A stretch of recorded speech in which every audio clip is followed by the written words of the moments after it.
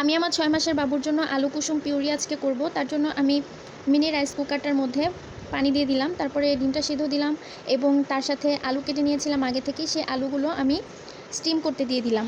আমি আমার বাবুর খাবারের ব্যাপারে একটু ভ্যারিয়েশন রাখি, যাতে বাচ্চার খাবারের ব্যাপারে কোনো প্রকার অনীহা না আসে। আমি আমার বাচ্চার যে কোনো খাবারে 2 দিন রেগুলারিটি মেনটেন করি, যাতে বাচ্চার ওই খাবারটাতে কোনো সমস্যা হচ্ছে কিনা সেটা আমি বুঝতে পারি। আর আলহামদুলিল্লাহ আমার বাবুর এখন পর্যন্ত কোনো খাবারে কোনো প্রকার কোনো সমস্যা হয়।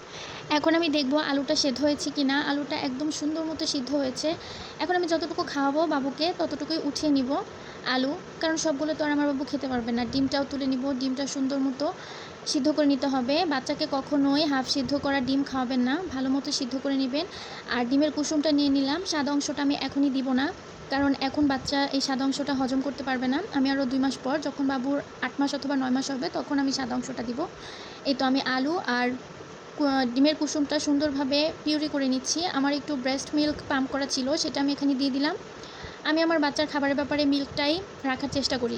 আলু কুসুমের পিউরি বাচ্চাদের জন্য অনেক বেশি পুষ্টিকর। আলু হচ্ছে কার্বোহাইড্রেট, আর ডিমের কুসুমকে বাচ্চাদের জন্য সুপারফুড বলা হয়। এটি শিশুর মানসিক বিকাশ ও শারীরিক গঠনে অনেক বেশি ভূমিকা পালন করে। আপনারা সবাই আমার বাবুর জন্য দোয়া করবেন। আজকে এই পর্যন্তই। আসসালামু আলাইকুম। সবাইকে অনেক ধন্যবাদ আমার ভিডিওটা পুরোপুরি দেখার জন্য।